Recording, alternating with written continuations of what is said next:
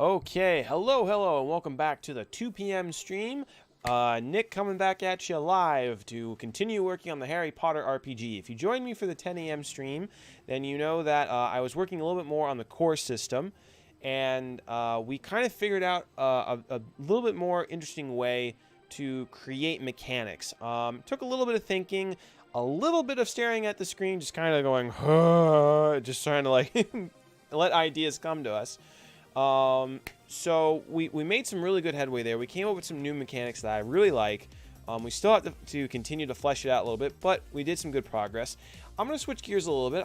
I'm going to continue working on the RPG, but we're going to be focusing on character stuff, specifically character creation. Just kind of change the pace to come up with some interesting things that would be fun for the player to create a character, and some different things that we should consider when creating a character in the Harry Potter universe. So let's jump over to my desktop. So this is the system we were kind of fleshing out a little bit last time, where we decided to have the die type determined by your school level.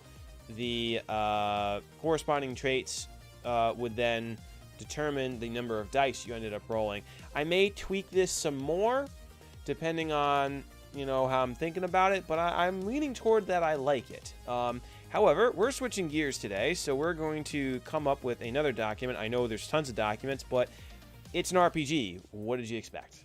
Let's go over here and create something new. Creating a character. So we're just gonna brainstorm some interesting things that a character, or a player rather, should consider when creating their character. Now there's the obvious name here. I definitely would recommend coming up with charts and suggestions of names. I wonder if alright, interesting thought. So I wonder if there's a Harry Potter like name generator out there that I could possibly use, because I'm not planning to profit off of this, so I wonder if I could reach out to them. And maybe if this does well, I could reach out to JK. Hey, JK Rowling, you willing to come up with some names for this? I doubt that would ever happen. But anyway, some charts and suggestions for names. Of course, players are welcome to make their own, but sometimes you need a little bit like idea to get things going, because one of the things to consider when you are building, you know, a world or designing a system that is intended to be within a certain world is you have to make sure everything fits a particular way. Like, for example, I'm trying to think of a popular movie series. I'm kind of blanking on it, but like comic book movies, for example, like they work a certain way. It doesn't make sense for, you know, Captain America to like suddenly move like, you know, the Roadrunner, for example. That's gonna break the feel of that world. You know what I mean? That's just a kind of an extreme example. So we should come up with charts and suggestions for names that kind of make sense and are interesting. Obviously, like Harry Potter himself, like Harry's not an uncommon name, but Potter is like got a bit of a sense to it. Like Hermione Granger, Ronald Weasley, like those are all like really interesting names. Plus they also kind of say things about the character. Like Weasley is like, it doesn't sound like a strong name right off the bat, which it kind of like, plus Ron also kind of does like this weird wheeze when he gets nervous. I don't know if that went into Miss Rowling's plans when she was coming up with the character, but who knows. So charts and suggestions for names. I do think a background would be good. So background information or background. So this can determine like, so I'm kind of on the fence with this, because a big thing in Harry Potter, like once you start getting into, I want to say, I think by book 2 they already start dealing with like racism. I think that's the first time. Well, that's a great time for the car alarm to go off. Pause this and come back. Oh, I can't pause it. I'm live right now. Ah!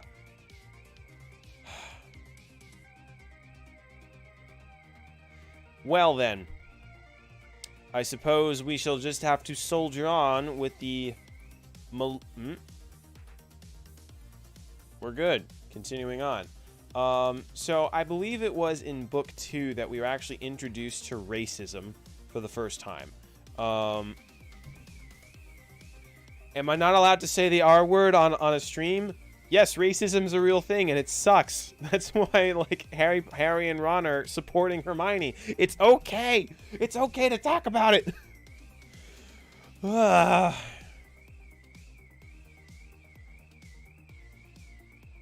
Maybe if I just don't say it, the car alarm won't go off.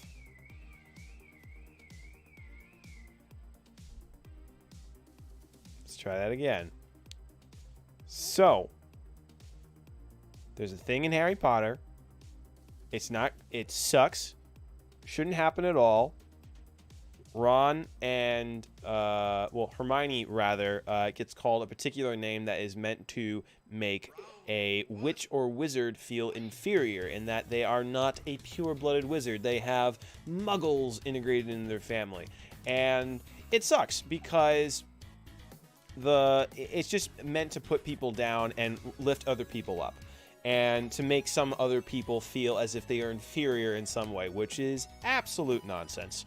And, you know, obviously what we don't want to do is have, I don't want there to be a system or, like, I don't want there to be bonuses for witches or wizards that come from a pure blood family versus, say, a, you know, someone who has a mixed heritage, because as the books have pointed out, you know, some of the best witches and wizards of history don't come from pure blood families, you know, and it doesn't make sense to, like, have extra stats because then everyone's going to pick that. Number two, it doesn't fit within one of the core themes of the story, you know, and that whole trait carries throughout the entire series from Voldemort's past and everything. I'm assuming everyone's read the books by now, so hopefully this isn't a spoiler alert. So in terms of mechanics, we don't want to reinforce the fact that there are certain backgrounds that have a benefit. I do think that would be interesting for role-playing. So that could be something like if you come from, like, say, like, I think it could be an interesting way to role-play.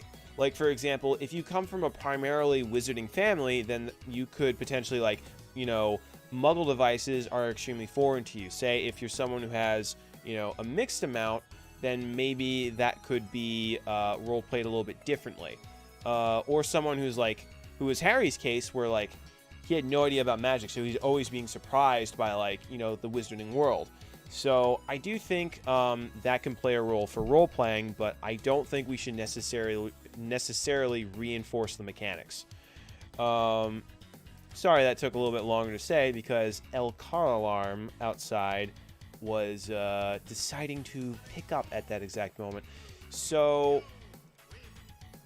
I'm thinking...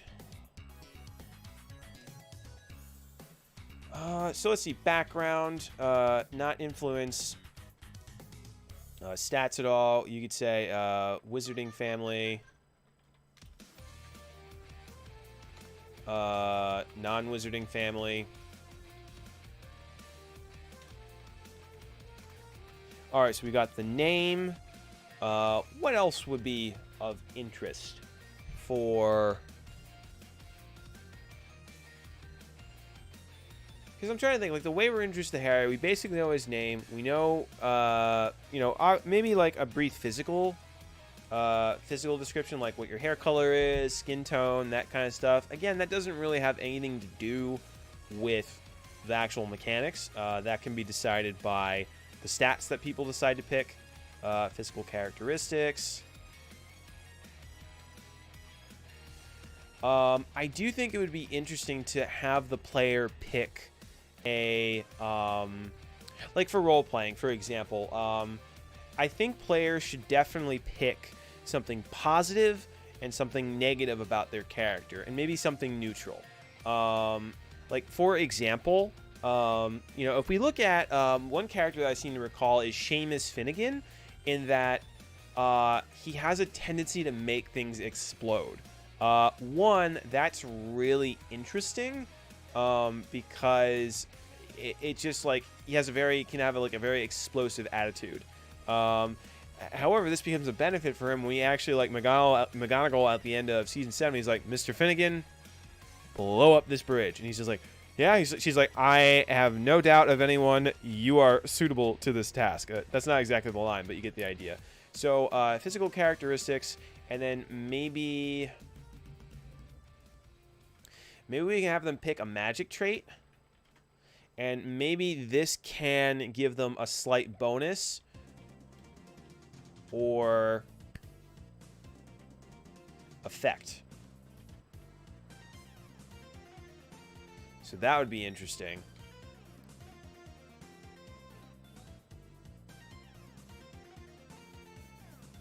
What else? What else can we pick? So we got the name, potential background.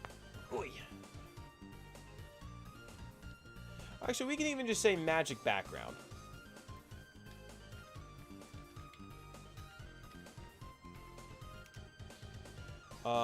So we can say for this, magic background, family situation. How did your power manifest? So, like, and this is another interesting thing. I'm going to adjust my camera here.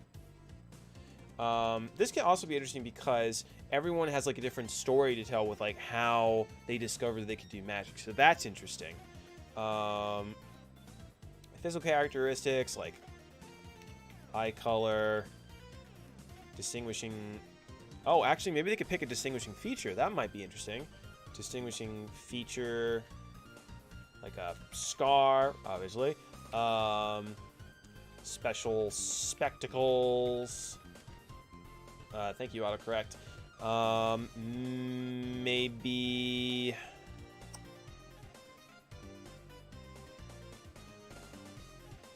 Maybe, what could we do here? What could we do?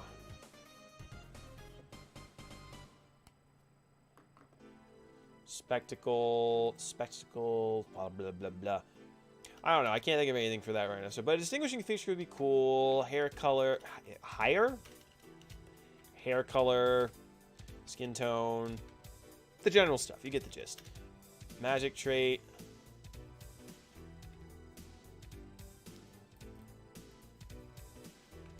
Stats or magic.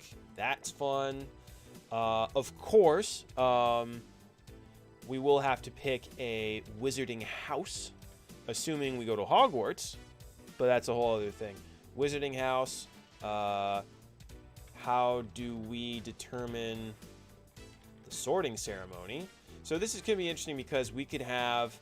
You could do this a couple different ways, in that you could have the characters separately, like, do the Potterverse quiz and then let the DM know, you know, what they got, and then they can actually roleplay that out.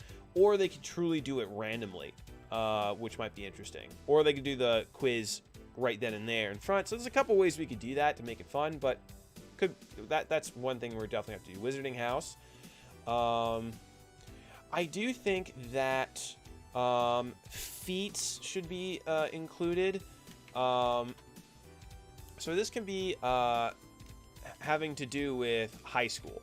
So again, because essentially Hogwarts is high school, you've got, like, you know, Fred and George, who are, like, you know, the sneaky guys, and they know how to, like, sneak stuff in. They know how to cheat on exams. So, like, feats related to that. Then you've got, like, the cool kids who, like, maybe are, like, a little bit better at physical stuff and, like, go and, like, hang out, and, like, they know how to connect with people. And then, like, you've got, like, bookworm, and, like, you know, so maybe they get a little bonus on, like, you know, different things, or they may be more observant. So, depending on role at school, can get additional bonuses.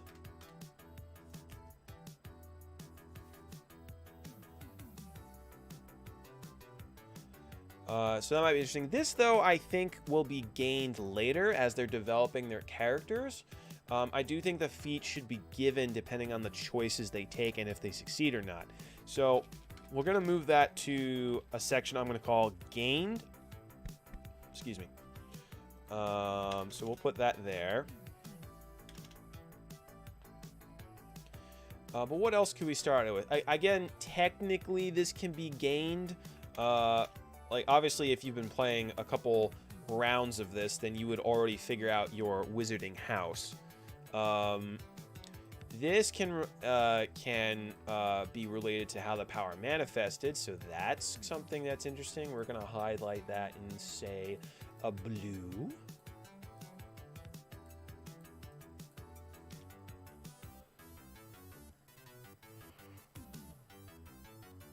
Okay, let's get rid of that blue, though. So I'm trying to think of what else. Oh, maybe they could describe their wand. Again, that can be something that is gained. We would also have to figure out, I guess, technically what starting equipment they would have.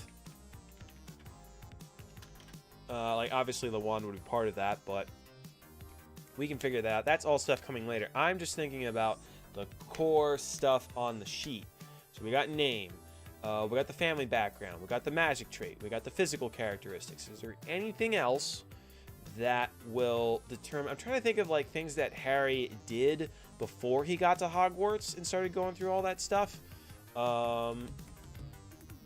Maybe, like, a personal item. Magic trait.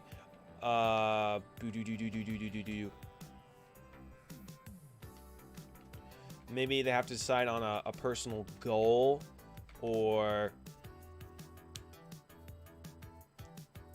I mean, this is more for role-playing. So maybe, what is their goal?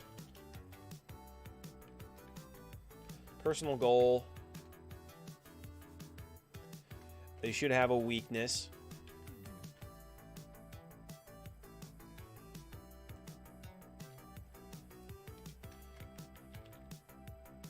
Definitely strength and weaknesses, I would say.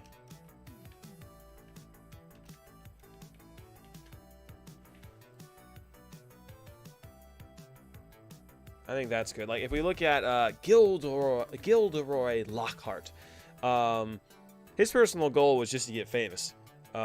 Strength, very charismatic, very easy to talk with people.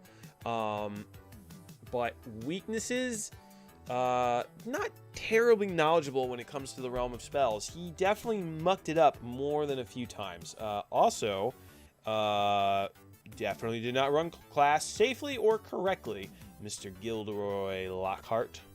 Sneaky, sneaky Manu. I'm trying to think of what else we could use for this. I really should just pull my books off the shelves and take a look.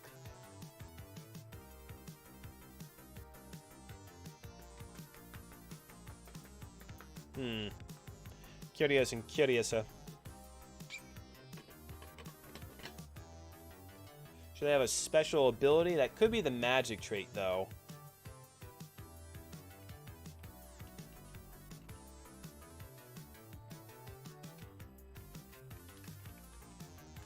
I don't know if I want to have those separate or if they meant, like, so obviously, like, Harry's the boy who lived, you know, he's very famous.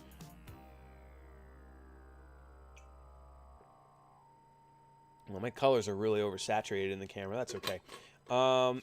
So one of his special abilities was Parcel Tongue. And I don't know if I want to have that be something separate from the magic traits. Like Seamus, you know, obviously blowing stuff up all the time. That's like a very, like, specific example. And very, very obvious example. So I guess we can let players choose what their magic trait is. We can try and, you know, create like either a chart for that or something. But they should definitely have a personal goal. They should have a strength. They should have a weakness. What else?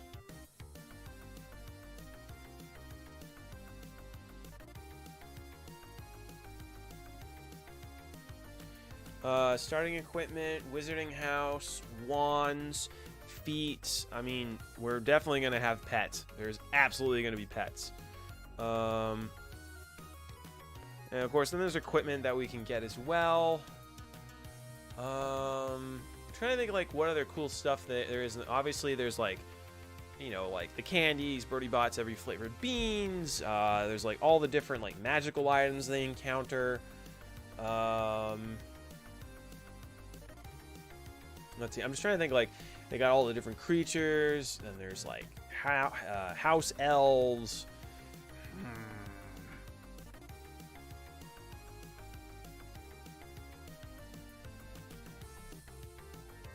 Just jamming to the music now. You know what? We're just gonna Google some stuff real quick. See if I can get any other ideas. Harry Potter. Images. I'm just gonna see if anything pops out to my. Of course, it's showing mostly Daniel Radcliffe, which, I mean, why wouldn't it? I just Googled Harry Potter.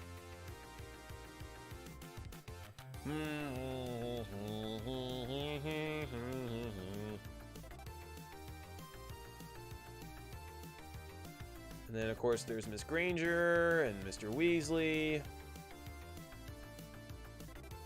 Mr. Weasley.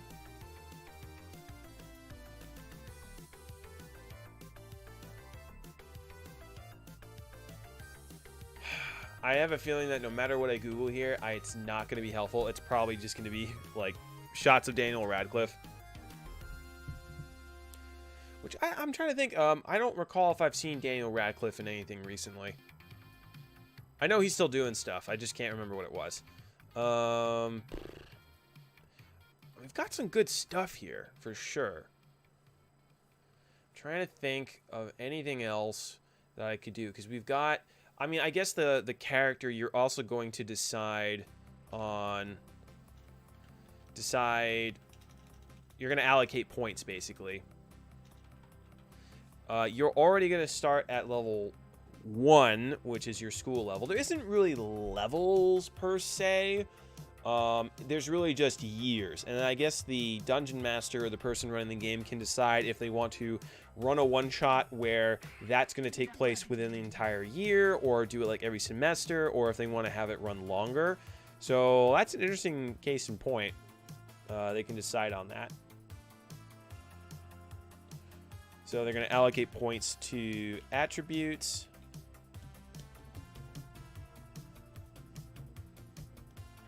And that, of course, is going to do, like, health and, you know, health and, what was the term I had in the core system? The overall traits.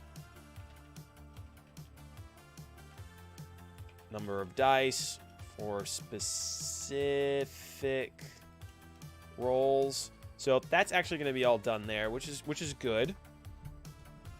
Did we really cover everything?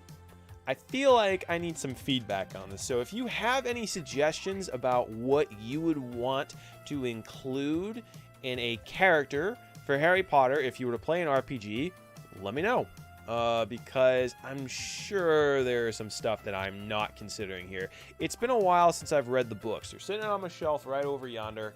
And I should read them again. I mean, because I'm making the games that's related right to it. I guess again they can decide on how the robes look. Robes.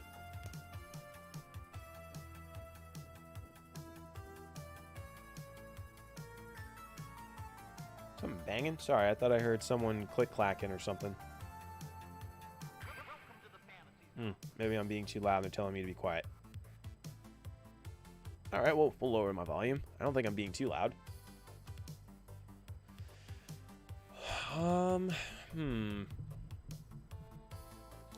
Let's see here. Yeah, I don't know. I think I've got everything I need. Of course, it would help if I could actually spell specific. So maybe in that case, we will take a little break here, and we'll go back to the core system for right now. I thought this would take a little bit longer, because we are going to have to figure out the core system, and I guess we're going to have to create a character sheet after that. So, yeah, if you have any suggestions, again, let me know about what you think should go on a character sheet. I think this is pretty well done and good so far. Personal item can be fun, though. I can elaborate on that. Magic or non-magic. I'm just kind of going around in a circle right now. All right, so we got that. Not done, I will say, but we've got some stuff on a page. So now we got to come back to this, because one thing that I want to see is we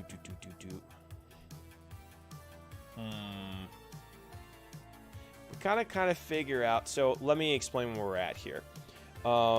Right now, I'm trying to figure out the core system for the game. Basically, as a wizard, you're gonna have, or witch, you're gonna have a set of, where is it? Aspects of magic.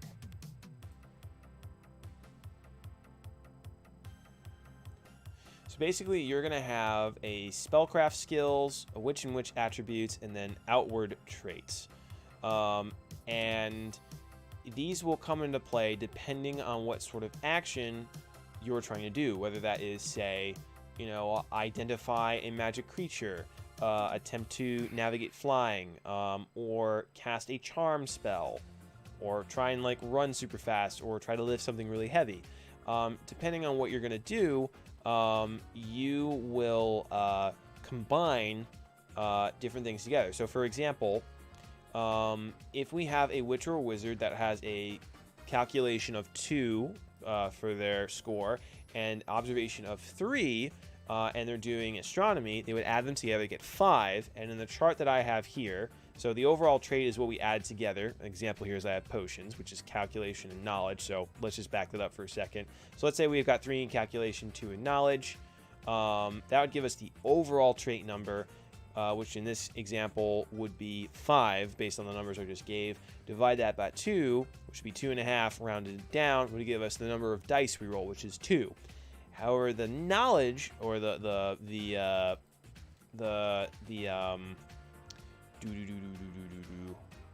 guess this wouldn't be knowledge pool anymore. This would be just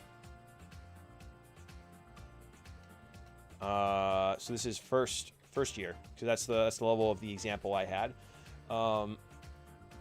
This is determined by your year at school, which again is a D4. And then based on the numbers we just had, 5. So that, and sorry, let me try that again. So with the potion example, I said we had an overall trait of 5 because we had 3 in observation, 2 in knowledge, and then dividing that by 2, rounded down, would give us number of dice 2. So for this example that I just gave, a potion roll, you would roll 2d4, which is 2 4-sided dice.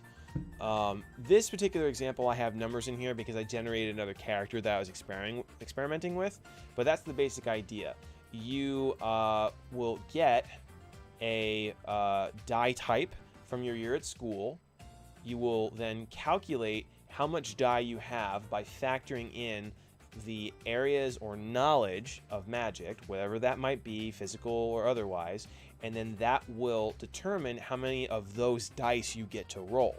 And there's some other interesting mechanics that I can put into that to vary the gameplay up a little bit. The thing that I was trying to figure out now was how I would plan to scale that, essentially.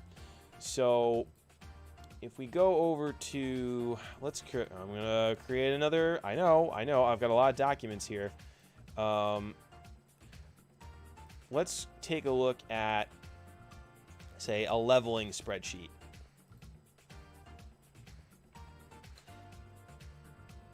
So we have, actually it'd be kind of interesting if they started out before being a first year. So we can say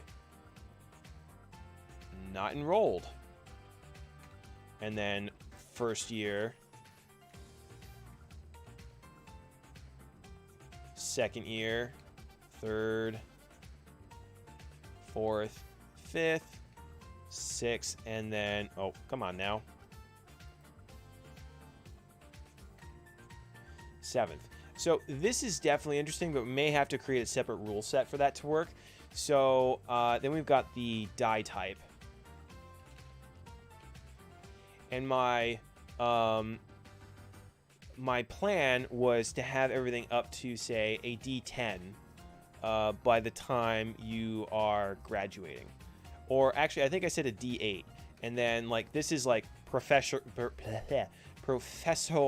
level, and then this is like grandmaster level would be D12s.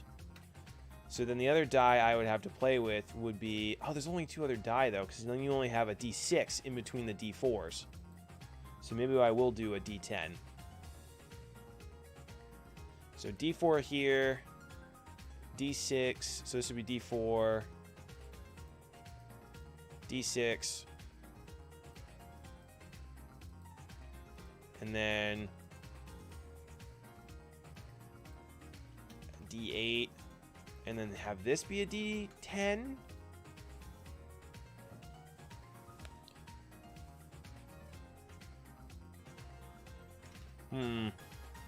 Feel like we can branch that out a little bit. Do we have a set of... Because I want this to feel like a level of progression, but that can be also balanced out with the attributes here, because even if you have... So let me back that up, because one thing we can do is, like, no matter how many dice you roll, like, let's say you're rolling 3d4, that's going to be very different than 3d6. In fact, let's look at the stats here and just see what the average rolls are. So, dice rolls. I misspelled it again. Well, guys, I think it's very evident at this point that my grammar is not the best. I try, you rolled 2 dice. That doesn't help me. There's a specific one I usually use. I think it's like something Frumpkin roll or something. I seem to remember it had a really weird name. Dice roller was the coast. Oh, maybe it was stats of dice rolls. Rumpkin.com. That's what I use usually. Alright, so if we roll, say, 3d4, then most of the time you're going to end up rolling... See, this is the thing, though. With the system I have in mind, I'm going to be counting it on a success system, not a number, though maybe I could change that. Because originally what I was thinking here was spells basically have a success or failure factor, where, like, let's say a spell requires at least, you know, a 3 or higher to be successful. So if you roll a 1d4, then there's a 25% chance that you're going to succeed, because that's 1 out of the 4 numbers. Though actually... If it's 3 or higher, then it's 50%. So you have a 50-50 shot there. So then my question is, hold on, because this is actually for the combination of numbers. So I have to do some math here, and I hope this is correct. So if you have to roll a 3 or higher, so a 3 or a 4, that's 2 out of 4 numbers for a first roll probability, which is 50%. Right? Now my question here is, if you have to roll another 1d4 and still get 3 or higher, that's still 2 out of 4. So would that become 4 out of 8, which is still 50%? So it doesn't really change that much, if my statistics are correct. I'm going to have to double check that, because I did okay in stats, but I did not do the best.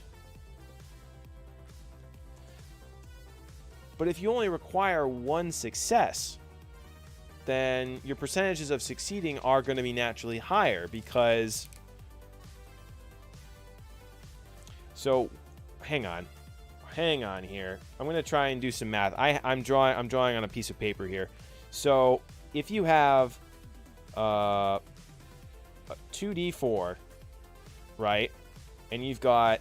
Oh, how many possibilities is that? You've got a 4 over here times 4 over here. So you've got 16 potential outcomes for that, because you've got 4 numbers on one, 4 numbers on the other, and then multiply each. So that is 16 potential combinations, whether that's 1 and 2, 1 and 1, 4 and 3, you know, whatever it is, for each die.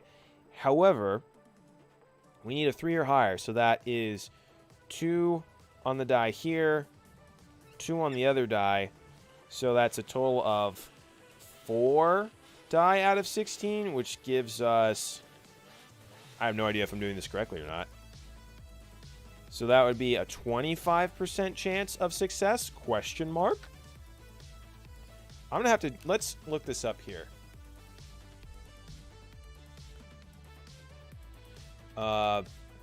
Statistics of, let's actually do a simple example. Statistics of flipping a coin 100 times.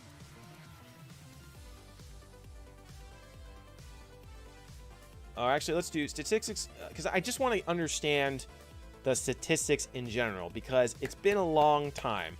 If you flip a coin 3 times, what is the probability of getting 3 heads? So that's, we can akin this to rolling a 1d2 and getting heads on each one. So that's according to what I wrote out here. So that's 1d2. There's 2 times 2 times 2. So there are 2, 4, 6 potential outcomes. And I need 2 out of the 6, so there's a 33% chance. I don't know if that's going to match up or not. Let's see. All right, let's take a look at this. Since the tosses are independent, we can just calculate the probability of obtaining 1 head and repeating that 3 times. Obviously, the probability of getting a head for 1 toss is 1/2. Our answer is 1/2 times 1/2 times 1/2. This can also be shown by first coin, second coin, third coin toss. Yeah, so, yeah, Did I do that right? What's 1 divided by 8? Is it 33%? No, 1, 2. So I wonder how I calculated that. So I guess you want to multiply the chances. What did I do then? I did something weird here. So you have a 1, I'm treating this like a die. So you have 1d2. Oh, we're flipping it 3 times. I think that's what I did wrong. So there are a total of 2 times 2 is 4 times 2, so there's 8 possibilities. However, for our system, oh, you know what? Because this is the probability of rolling, or I'm sorry, this is the probability of having heads on each turn. So that's if you need, in, let's say for this example, 3 successes according to my system here. So it's a little bit different. So if I need the 3 successes over here for the 1d2, so we already know the total is 8. So then I would still need, so in this case, it's going to be the multiplication of the chances. So I don't know why I'm getting so confused by this. Stats, people. I wasn't expecting this to turn into a math episode of all things. So let me see here. Oh no, is my marker running out? No! Alright, well I used it a lot. Alright, so Squeaks, I love you, but now's not the time. Hi, kitty cat. I'm trying to do the maths. So I would say, so I already know what the potential outcomes are because there's 2 options on the first roll, 2 options on the next, and 2 options on the next one. And that multiplies. That makes sense. However, for my system, I need to figure out how to calculate that. In this case, I assuming that we need 3 successes, then there's only one outcome out of that bunch. So that does make sense about why it's 1/8. So let me see if I can recalculate this with our so let's go back to our 3D4 example, right? According to the system I have, assuming that you get to roll 3D4s, let's say that a 3 or higher is a success, right? Now, there are 4 options on the die. So the probability of us rolling 3 or higher is 50%. So that's 2 of the options. So it's 2 out of 4. And according to this chart, I have to multiply this by the same amount. So that's multiplied by 2 fourths times 2 fourths times 2 fourths. If I have that correctly. So 4, 16, 32. 2 times 4, and then 8. And then 8 out of 32. Let's do some math here. Yeah, let's see. So divide everything by 8. That gives me 1. And then 32 divided by 8. 8, 16, 24, 32 is 1/4. So that is 25%. I'm actually going to draw out a chart to make sure I did that correctly. See if that makes sense. Squeaks. Stop it. She's trying to rub up against my leg to get my attention. I love you, but I need to be doing the maths.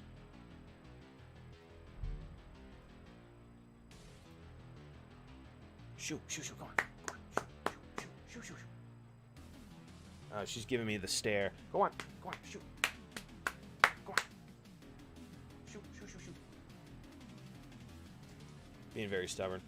Let's see here. Oh, actually, I could just do this in the core system. Let me go down to another page here. What am I listening to right now? When did this change to Doom synthwave? That is very much copyrighted. This is going to get flagged. I thought I turned autoplay off because I needed the non-copyright music and such. Oh, I'm on a playlist right now. All right, well, my apologies to Doom. I guess I'll credit the creator in that. I'll double check which one that went over to, because the reason I use the 16-bit synthwave is to make sure that I don't use non-copyrighted music, or I don't use copyrighted music rather. So yeah, that's a thing that happened. I thought the music went kind of dark for a second. I didn't realize I was in a playlist. All right, so I'll double check who the creator was for that. I think it will be fine because it's not the official Doom soundtrack. I don't know. I'll double check. Anyway, back to the maths. So it's probably gonna be easier if I just do this in GIMP, though. I don't want to mess around with the creator.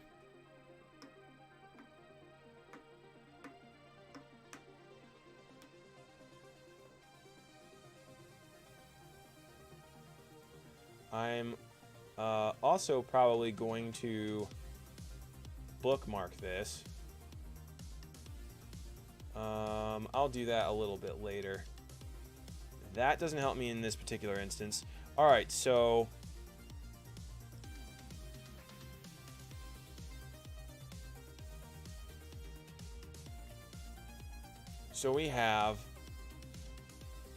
we could even say that this is with one die. So we've got, how did they do this? So these are the different outcomes, right? So 1, 2, 3, 4. Oh boy. Hold on.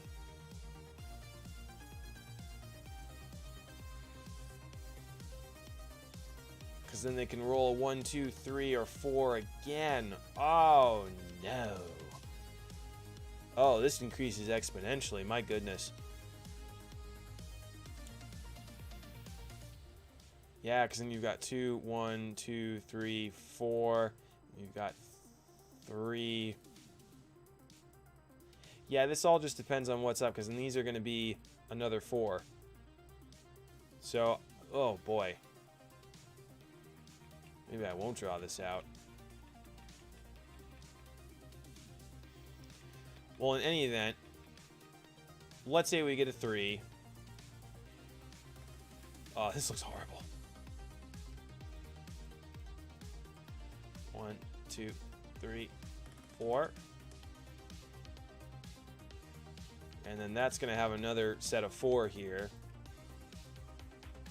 So we've got the initial 4, 4 times 4 times 4, which we calculated to be 32. I'm pretty sure I did this right. I just don't want to draw all this stuff out. That's going to be a humongous chart, and it's going to be a huge waste of time. However, there are 2 paths for me to choose from. If I just needed one number, though, that would change it. So, right, we've got 4 options times 4 options times 4 options, which gives me 32. Wait. No, I think I mathed it wrong. 4 times 4 is 16 times 4.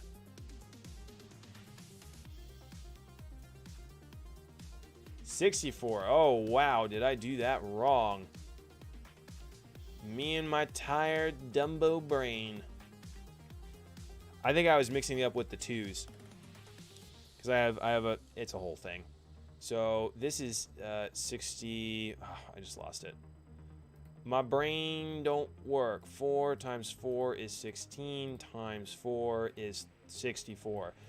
Ooh, those are not good odds. Now, if we only had one particular die roll, that is really bad odds. So 1 out of 64 is the decimal. It's like 1.5%. That is abysmal. So note to self. You know, luckily we're not. Luckily, the stats we're trying to do does not include getting a very specific number. There isn't one choice for each die roll here. Though that does tell me that I should be a little careful about this, because whether it's one die or multiple die on the same roll, we can still assume this is the same die or the same coin, because it's the same type of dice. So we're going to erase this. Now, if I need a 3 or higher, let me,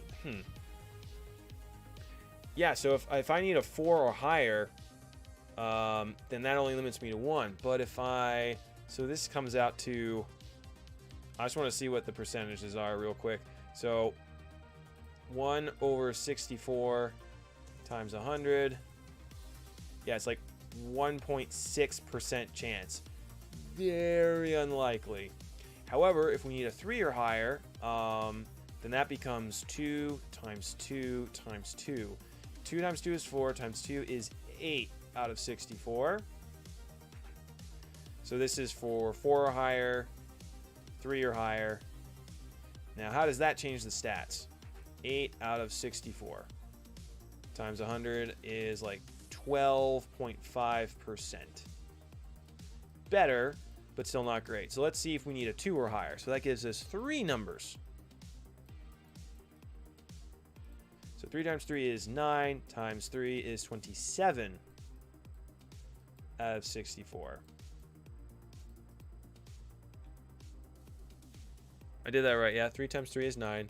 3, 6, 9. Times 3 is 27. 9, 18, 27. Yes.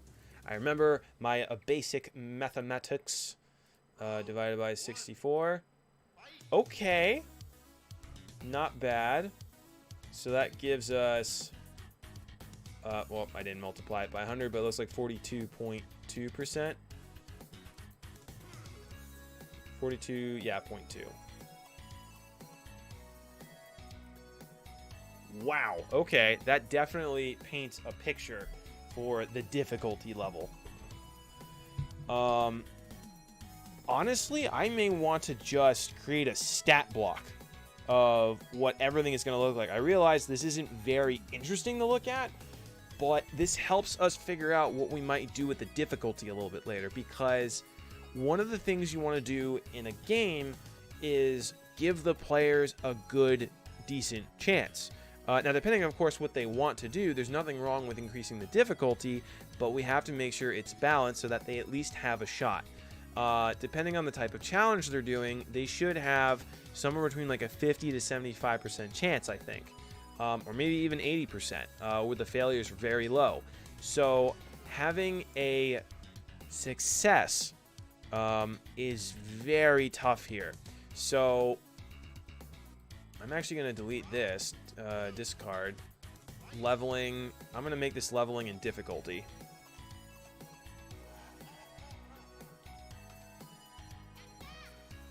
So let's put this here. All right, so let us say that you're rolling a d4. So maybe we'll say dice type. Success required. Now, I don't think it makes sense to just put 1 or higher. Or does it? I don't think I want to include subtraction in here. I think if you have... well, that's an interesting question. I don't know. We'll leave it for now. We'll ask the question later if does it make sense to have a difficulty of 1 or higher, because then how do you get below that? You know, that's a good question. We'll say just 1 for right now. Number of dice rolled. You know, if it's 1, then you have a 100% chance here. Because it doesn't matter what number you roll. Chance of success is 100%. Now, let's actually change this here. I'm just going to move these around. Now, if you roll... Actually, let's keep this at 1. If you require 2 successes... 2 or higher, so that means you need a 2 or higher on the dice, so that lowers down to 75%, because that is a 3 out of the 4 numbers you need. We'll say 3 here. This obviously goes down to 50%, and then a 4 is just 25. So those odds aren't actually too bad. Now, does this stack? So let's say we're rolling 2 dice.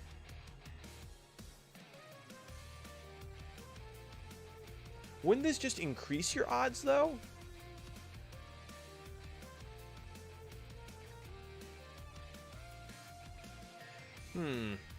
We can go higher, though. No? Hold on, what am I thinking here?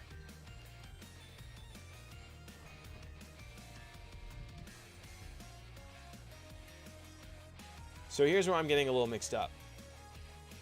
So this is number of dice rolled, number to consider a success. This is not if you actually succeed.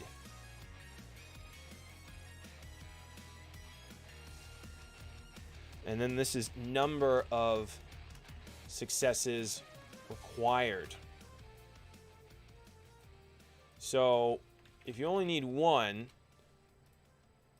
so I'm going to move this around again. This is where it's going to get a little weird because the naming here is a little awkward. So if you're rolling a number of dice rolled, you're only rolling, let's say, 1d4. We'll call this success level. So in order to be considered a success, you need to roll, you need 1 success. And then, what was I calling this?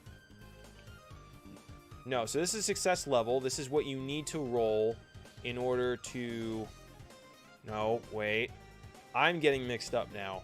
So this is the... You have a 1d4. Number of dice you're rolling. So that's 1d4. That's dice type. Let's see here. Success is required. Only 1 success here. Success level, which we'll have to come up with a better name here. So this is the number of successes you need. This is the number that is considered a success. So if you only need 1 to complete, it is a 1 or higher. That's 100%. If you need still 1 success, but a 2 or higher is considered a success on the die. That's 75. All right, there. We got that figured out. Now, if you need 2 and you're rolling just 2 successes, you're only rolling, let's see here. Oh, I guess I should switch that up, because if you need 2 successes to require, and it doesn't matter what the success level is. Because if you're still rolling just the 1 die, then you have no chance of casting that spell or doing that ability.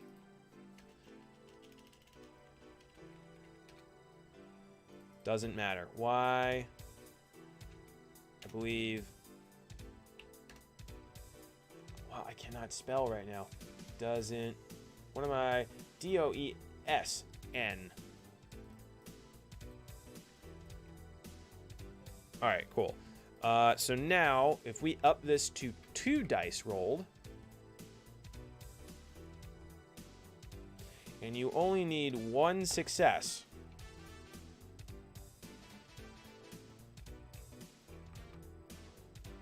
and the success is 1. All right, so number of successes required.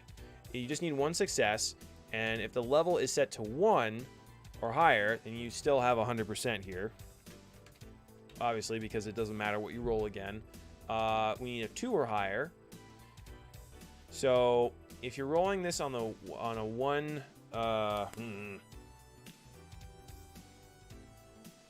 I was not expecting this to be the mathematical episode. So if you need 1 success, and that's a 2 or higher, that's a 2 out of 4 times a 2 out of 4. Oh, but you still only need 1 success. So we're not calculating the odds that you get this. That's what this math is doing, because then that's basically telling me the odds of me rolling.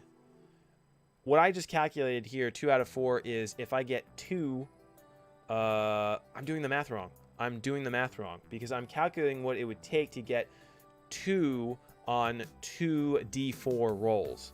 So that's actually incorrect. That's not the right math. I need to come up with a formula for this. All right, so my head is starting to break here. I think you guys can see what I'm attempting to do. I'm trying to come up with like a way to figure out what the level, or how this system balances, because this is going to help me figure out how to assign certain difficulty values later. Never thought I would be doing statistics, but here we are. So I think what I'm going to do for right now is I'm going to do some more of this in my spare time, because while I was not expecting to, be doing this episode, it is very important, but it's not very thrilling to watch, I admit. I got a little carried away because I was very excited to start working on it. So I'll continue looking at this. I'm going to continue working on the core system as well. For right now, I think the quote-unquote character sheet is done. But again, if you have any ideas, let me know. I am more than interested to take some feedback on that, because I'm sure there's some things in Harry Potter that I'm forgetting. So again, my name is Nick.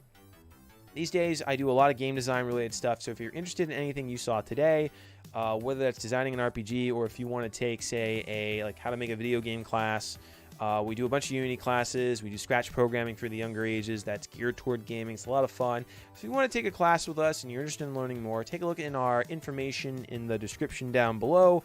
Consider subscribing, liking, and hitting the bell notification. So you'll support us a little bit, and which is very appreciated, and you'll be notified when things go up. And hitting the like button lets us know that you enjoyed the content. And last but not least, if there's anything you guys want to see either myself or one of our instructors work on, something else that you're interested in, whether that's graphic design, film, visual effects, let us know. We are planning on having some more faces show up on our channel with a variety of skills, so you can start to see all the wonderful things we work on. But that's enough. Join us for next time for the Crate and Hang this coming Monday at 10 a.m. And yeah, that's my spiel. Have a good day, guys. I'll see you soon.